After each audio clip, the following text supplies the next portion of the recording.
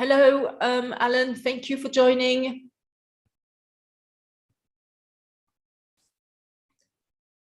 This meeting is now also streaming live on YouTube. Hello, Alan. Hi, Annabelle. How are you? Hi, very good. Good. Haven't seen you in ages. Do we know each other? Oh, yes, from the hospital club. I was about to say, yes, I do recognize you. Yeah, yes. Yeah. I didn't used to have glasses. This is just for the computer. That's me. Yes, it's actually shut down as far as I remember. Yes, sadly, yes. Yeah. Okay, I'm going to focus on admitting the other attendees, if there are some, looking at whether everything is okay with YouTube. And thank you so much for joining, Alan. Fantastic. Thank you. Yeah. Stay put, please. Thank you. All right.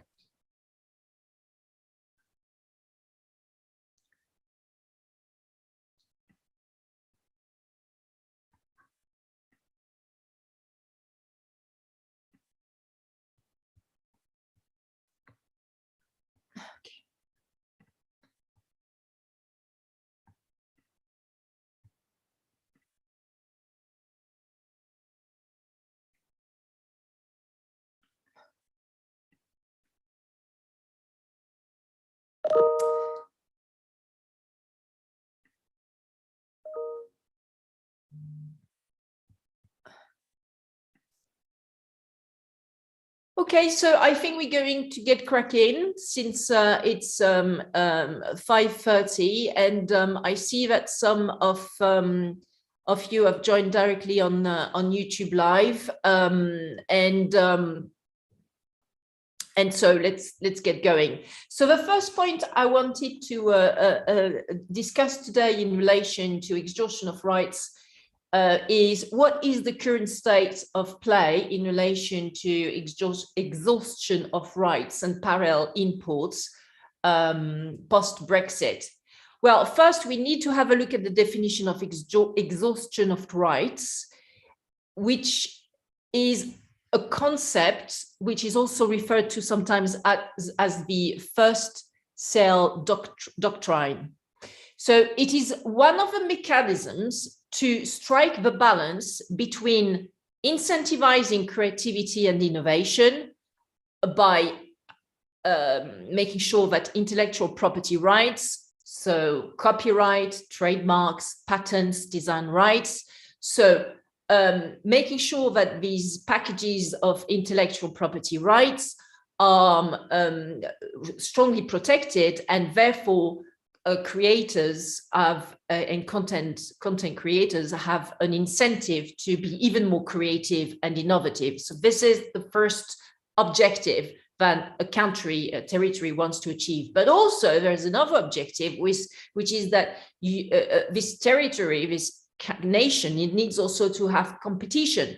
If intellectual property rights are so strong that it is impossible for any competitor to take inspiration or do some competitive products, then this is not good for creating competition in a market.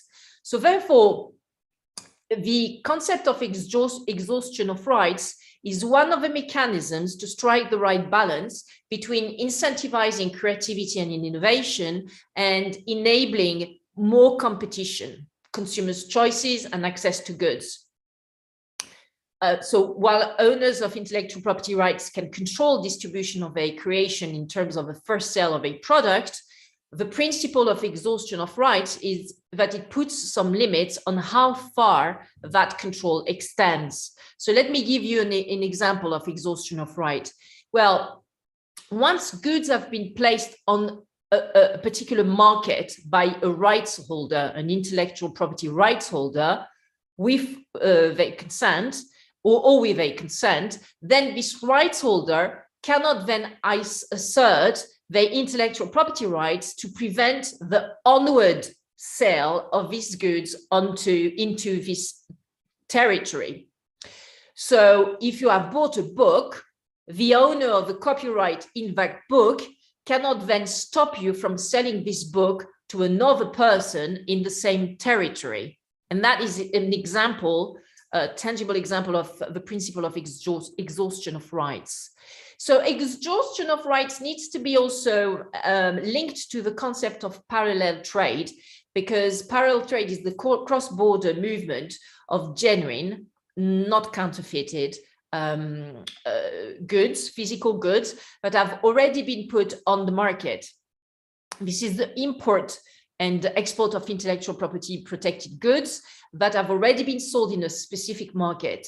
And as a result of the exhaustion of rights, when the intellectual property rights relating to these goods have been exhausted, there will be an opportunity for others to engage in the parallel trade of those goods. So, for example, a distributor moves a good that has been sold in Germany to import that good into the United Kingdom. This is an example of parallel trade. And in this particular example, that would be a parallel export from Germany to the UK. And there's the other way around would be, I'm going to admit Stacy, who's just joining us. Hello, Stacy. Hello. Hello, I'll let you come into your own good time. So coming back to the concept of parallel trade, a parallel import would be when the UK receives these goods from Germany. So that is a parallel import because it's coming into the UK. And a parallel export would be when the UK basically transfers some goods to Germany. That's a parallel export. So what was the regime in relation to exhaustion of rights prior to Brexit? Well, pre-Brexit, the UK used to be part of the European Economic Area-wide exhaustion of rights regional regime. So let me just refresh your memory here and clarify what the European Economic Area is. Well, as I'm sure you remember, there are pre-Brexit, there were 28 member states of the European Union, so that's including the UK, obviously. And in addition to these 28 member states, there were also some additional treaties entered into with 3 other countries, which are namely Iceland, Liechtenstein, and Norway. And the 28 member states of the European Union, plus these 3 EEA states, so Liechtenstein, Norway, and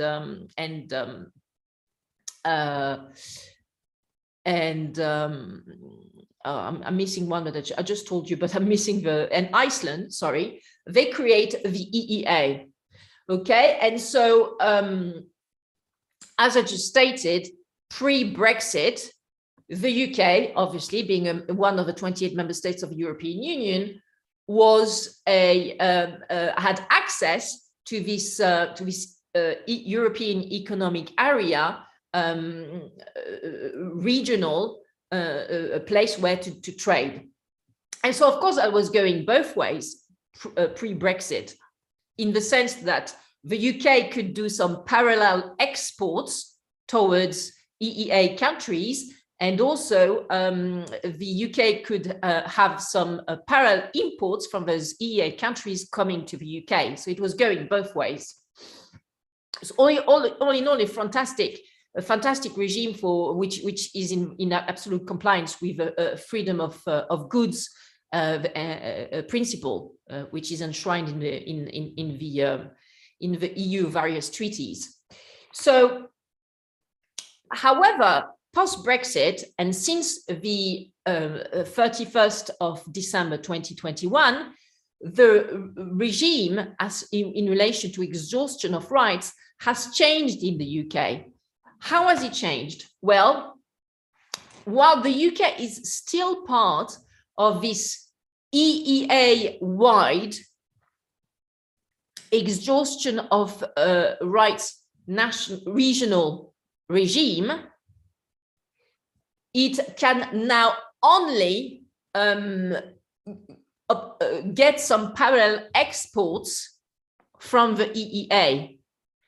Now, post-Brexit, and as per the withdrawal agreement that has been entered into with the EU member states, the UK can only receive genuine goods from the EEA through this from this exhaustion of rights regime. And so this unilateral system is called the UK plus exhaustion of right regime. And I repeat again, now the UK cannot do some parallel exports of its own goods within the EEA as per this new regime. However, it can receive through parallel imports the EEA goods on its territory, on the UK territory. So this is the agreement, the current agreement, which has been struck by this current UK government and also the EU Commission and Parliament. So obviously this is not an ideal situation because now UK businesses cannot reciprocate. They cannot parallel export their own products to this wide market, which is the 27 remaining member states of the EU, plus Liechtenstein, Iceland, and Norway. So the UK government has decided to instruct the UK Intellectual Property Office, the UK IPO, to basically conduct a consultation with UK businesses on this new exhaustion of rights regime and how the UK government could potentially change it to make it more attuned to the needs of UK businesses. Because at the end of the day, the UK is no longer a member state of the EU, therefore it can decide as a free agent, so to speak, to change the paradigm in relation to exhaustion of rights and parallel trade. So how is that effort going of changing the paradigm, and what's been happening with this consultation? Well,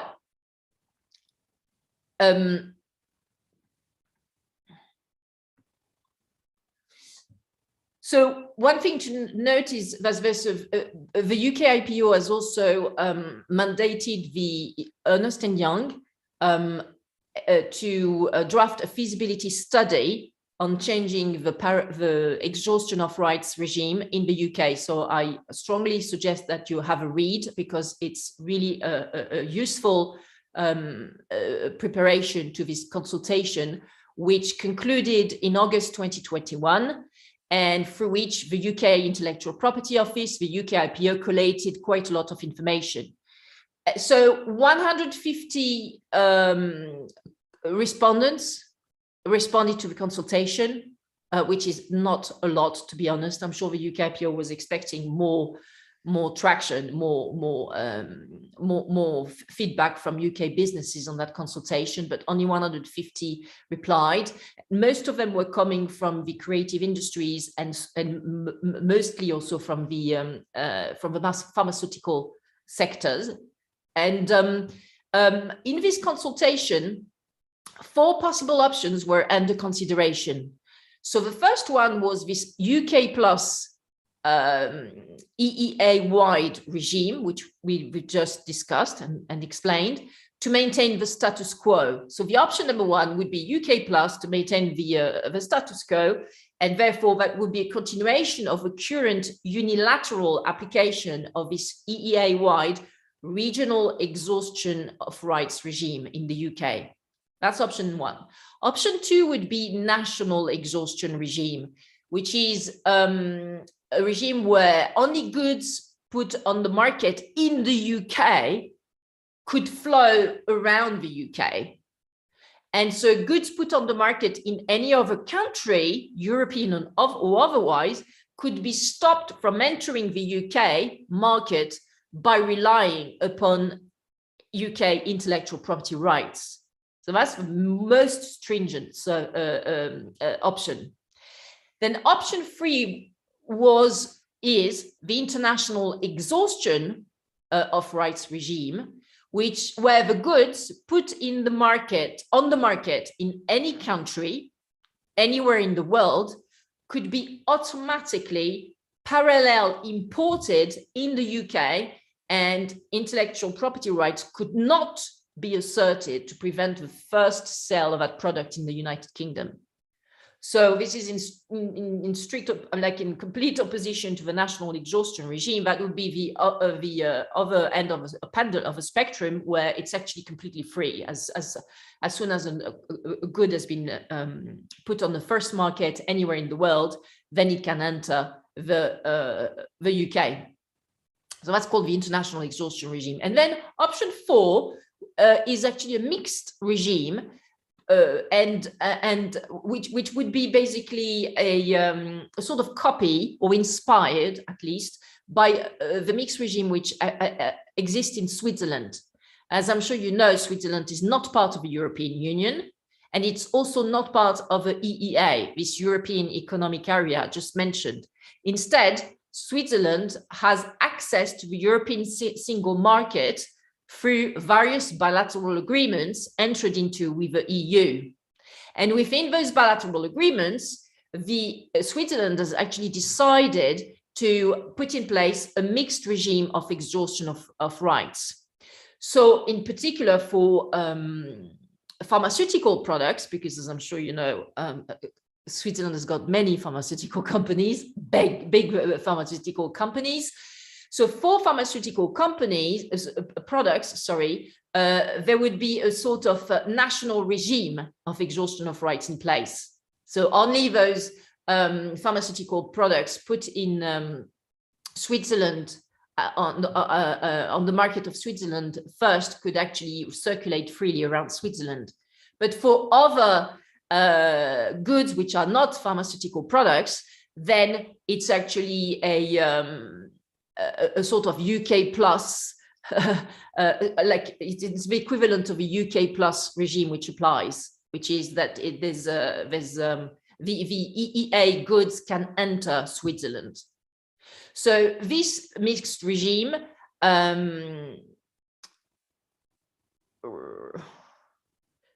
is in place in Switzerland. So through this consultation, the UK government was asking respondents, what do you think of that? Should we go for a Switzerland inspired exhaustion of rights regime? So from the outset, the UK IPO clarified in the consultation that even though it had mentioned this second option of a national regime of exhaustion of rights, it was, in any case, this national regime incompatible with the Northern Ireland Protocol. And as such, the UK IPO, from the outset of the consultation, ruled out adopting that option of a national regime of exhaustion of rights. So when I read that, I was like, what is that Northern Ireland Protocol? What does it have to do with anything? So let me give you some context, but please follow me on this one, and kindly bear with me so that we can backtrack and explain what this thing about the Northern Ireland Protocol is all about. So, as with the rest of the UK, Northern Ireland adopted the same UK EEA wide regional exhaustion of rights regime from the 31st of December 2020 onwards, obviously, since it is part of the United Kingdom. Therefore, goods can flow freely from the EU member state Ireland, or from anywhere else in the EEA, for that matter, into Northern Ireland without intellectual property rights holders being able to enforce their rights. This is one of the principles of the Northern Ireland Protocol, along with the provision that certain EU legislation must be adopted in Northern Ireland to enable goods to flow around the geographical territory that is the island of the island of Ireland. So both in and out of Northern Ireland. So basically the conundrum in which the UK government and the EU are is that they can't have some goods which are accessible in Ireland, Ireland, but not in Northern Ireland. So they need to freely flow in this whole island, which is the island. So anyway, it's a bit complicated, but basically, as part of the, so notwithstanding the Northern Ireland Protocol, rights holders in Ireland can still enforce the intellectual property right to stop their goods from being put on the market in Northern Ireland, flowing into the EU member state Ireland. So now that we've clarified what this Northern Ireland Protocol is and why, therefore, it rules out the national exhaustion of rights regime, what happened with the outcome of this consultation? So, in the summary of responses to the consultation that the UKIPO released on its website, we learn that most of these 150 respondents stated that there was some parallel trade of goods, materials, and products, which was happening in their respective sector. So they know it occurs. However, their responses on the impact of parallel imports from the EEA on organizations depended on whether such respondents were dependent on commercializing parallel traded goods, or whether those respondents were or represented rights holders. So for these respondents who were commercializing parallel traded goods, such as pharmaceutical distributors in the UK, for example, they commented that parallel imports from the EEA benefited the organization because they contributed to a greater choice of suppliers to source goods from that could in turn be made available to customers at different price points. And in fact, the NHS, as you can read in the Ernst & Young report I mentioned before, the NHS makes great use of this flexibility by sourcing a lot of its products from the EEA. In addition, these various UK businesses dependent on parallel traded goods also emphasized the availability, flexibility, and security of supply of goods to support market demand and alleviate supply shortages. And finally, they also thought that a competitive market, especially in intra-brand competition among suppliers of the same branded product, encouraged price convergence. So these were the respondents who were pro exhaustion of rights and parallel trade.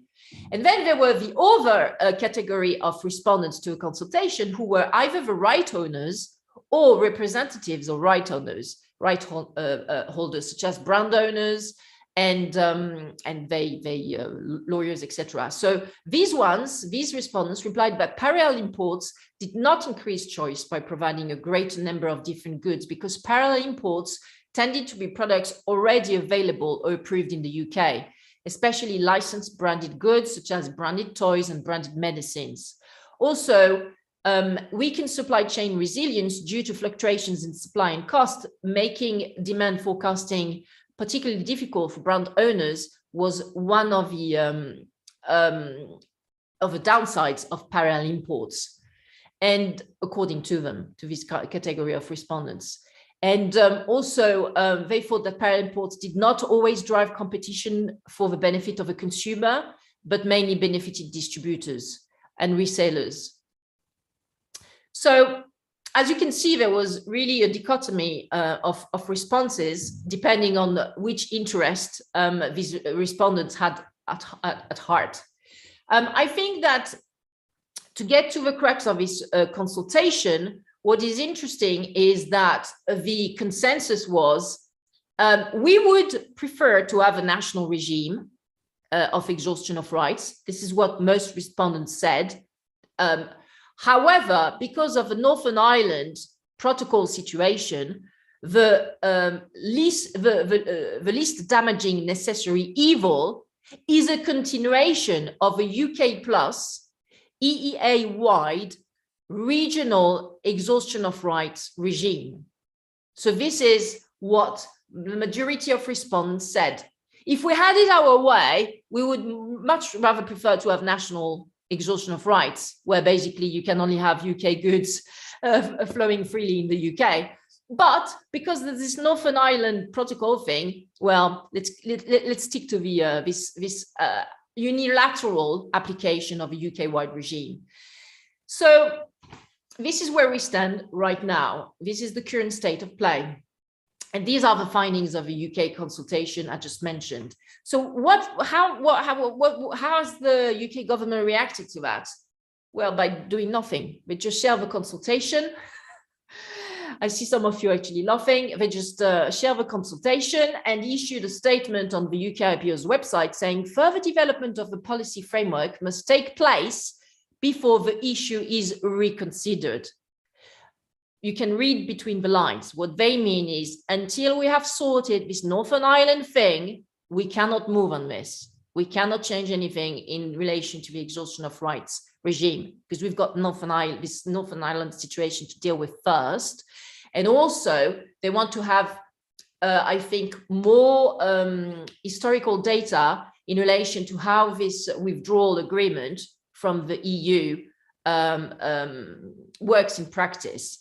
I think that the UK government is still thinking that it's quite early days to change anything in relation to the exhaustion of rights, because they have more pressing matters to deal with, some priorities which are more important, such as dealing with the Northern Ireland Protocol situation, and also making sure that the withdrawal agreement is executed in a smooth manner between the UK and the EU. So where does where does this leave us?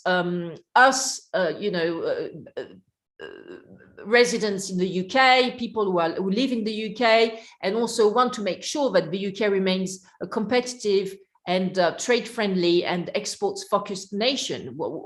What can we do? What is the future in relation to this exhaustion of rights regime in the UK? Well, at the moment, my take is that the UK plus regime is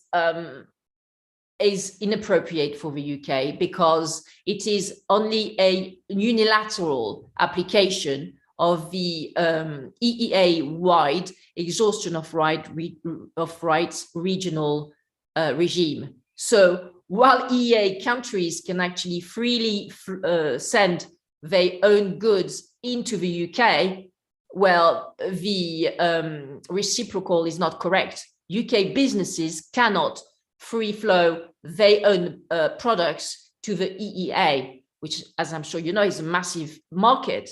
Yeah, it's 27 member states of the EU plus Liechtenstein, Iceland, and Norway, and also Switzerland. So as a consequence of that, more than 400 UK businesses have actually relocated from the UK to the European Union. I've in my article that I released last week on exhaustion of right, there is a link to an excellent article issued by a Scottish newspaper on this point. So either they've completely severed ties with the UK and moved to the EU, or, as I anticipated they would do back in 2016, just after Brexit was voted, just after the Brexit referendum was released, they actually set up a manufacturing plant or a subsidiary in one of the 27 member states of the EU, where they could basically manufacture the EU goods. So this is one of the consequences. But think about the cost of such a system. This is very expensive for, you know, rent-wise, accounting-wise, etc., etc. But why does the UK accept this situation of this unilateral application of the EEA-wide regional exhaustion of right regime? Because it is trapped. The UK is not a strong manufacturing country. It's not like Germany, which, you know, is a fantastic country in terms of exports due to the quality of its goods, and also the longevity and the efficiency of its German goods. So the UK has, all in all, quite a weak manufacturing sector, and a lot of UK businesses, and also customers, of course, rely on materials and products coming from the EEA to either create their own products or consume them. So the UK is not in a position to bargain hard with the EU and with the EEA, requesting right now the reciprocity of this EEA-wide exhaustion of right regime, because there's no bilateral trade agreements in place between the EEA, the EU, and the UK for now. So while the UK, as I said, is extremely reliant on all these imports of goods coming from the EEA. So my take is that the UK is getting all the disadvantages of a post-Brexit situation and none of the advantages. This situation cannot go on forever. I mean, in a very trivial manner, I can already notice that now when I order some goods on Amazon, and a lot of them come from Europe, like the European Union, they don't come from the UK, they're not sourced to me from the UK. Now they take 3 or 4 weeks to arrive, while during the two lockdowns in 2020 and 2021, I received them in a week, even when they were coming from the EU. So we customers and residents in the UK, we can already see the delays and also the additional cost that this Brexit situation is incurring without having a proper bilateral trade agreement in place between the UK and the EU. So also another point is that the UK has got some pretty weak border controls at the entry points in the UK. For example, a few weeks ago, the Court of Justice of the European Union sentenced the UK to a very hefty fine. The amount is not set in stone at the moment, but we're looking at several billions of euros apparently. So the European Court of Justice sentenced the UK because between 2011 and 2017, when the UK was still one of the 28 member states of the EU, a lot of Chinese goods flooded the European markets through the UK because the UK borders and customs were not doing their job at the entry points in the UK to stop these cheaply imported, these cheap Chinese-made garments and shoes and clothes. And they were not also collecting the correct amount of custom duties, VAT, and other charges on these imported Chinese goods. So this is a tangible example that sadly, at the moment, the controls at the UK borders are not strong enough to be able to process and assess in a systematic manner every good that comes into the UK to ensure that it is compliant with the exhaustion of rights regime. And so this is even more true with rights which are protected by copyright, not by trademarks, because copyright is not registered rights, so there is no database of copyright. Therefore, how can a custom official know that it has to seize these books sold by Amazon and which enter the UK from the EU because the right owner has not provided the UK with any IP rights to be able to copyright to import these books into the UK. So these basically these weaknesses, these structural weaknesses in terms of a weak manufacturing sector. I mean, don't get me wrong, the UK has got some wonderful qualities, especially in terms of the strength of its services. The UK is a fantastic exporter of services and also digital goods. But in terms of products, in terms of tangible physical goods, then especially if you compare it to other players like Germany, China, or the US, the UK is not is a weak manufacturing country. So I think that it is important for the future of the UK that the government and the other stakeholders and just be able to do an assessment of their own strengths and weaknesses, and also come back to the to the European Union authorities as soon as possible, because the situation cannot go on for a long time. So revert back to the EU officials as soon as possible to start negotiations for a bilateral trade agreement between the UK and the 27 member states of the EU. It is imperative for the UK to start those negotiations as soon as possible, once it has, done its assessment in a manner which is impartial of its strength, its weaknesses, and also made its list of priorities of what needs to be achieved through such future bilateral trade agreements with the EU, and then get working as soon as possible. I really don't think that the approach of the UK government, which is let's take a wait and see approach, in particular in relation to this exhaustion of rights issue, because we've got all the time in the world, and also we want to have a bit of distance with what's happening in Northern Ireland, and also with our relationships with the EU, with all the fishermen issues and stuff. No, they can't wait. It is a matter of survival for the UK as a powerhouse for international trade, to really hit the ground running and start doing those negotiations for a bilateral trade agreement with the EU as soon as possible. Let's not forget that when Canada did the same, went through the same process with the EU a few years ago, these negotiations went on for almost 10 years, right?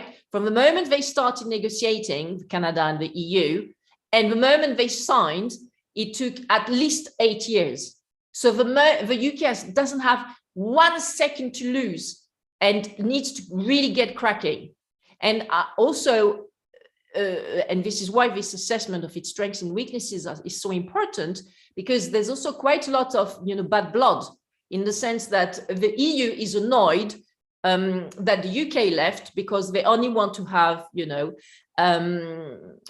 want to pick and choose and cherry pick what they want from the EU, but for example, definitely not freedom of people, of persons, of citizens. Well, so there's bad blood, okay? So they also have to overcome this negative bias that EU officials and representatives will have, which is that the UK will only we will only strike a deal which is in its advantage, which is that it only wants basically free movement of goods and services and capital, but nothing else. So there's a lot of work to do here for the UK to position itself in an astute and strategic manner in order to regain its position as a strong basically exporting country. And at the moment, what I'm seeing is quite it's not what I would expect the best scenario. So do you have any questions? Does anyone have any questions? Let me check whether. Hi, Stacey. Sorry, I wasn't sure that you managed to get in. So it's lovely to see you in. So if you have any questions, yeah, sure. Go ahead. Do you want to? Yeah, sure. So if a company wants to license a copyrighted good from, well, it wouldn't have to be from an EU company, but for example, from an EU company for distribution in the UK territory, would there be a problem in having a contractual provision in your license that prohibits the EU licensor from restricting other parties in the EU to selling into the UK? Because that would seem to contradict the principle. So there would be a problem. Yes. Yes, there would be. So you couldn't have a separate contractual restriction? Well, basically, it would be difficult for this counterparty to stop some third parties from parallel importing its products in the UK, because as I explained, the UK Plus regime is grounded on the concept that EEA goods can freely enter the UK, but the reciprocal is not true anymore. The UK goods cannot freely float into the EEA now. Yeah.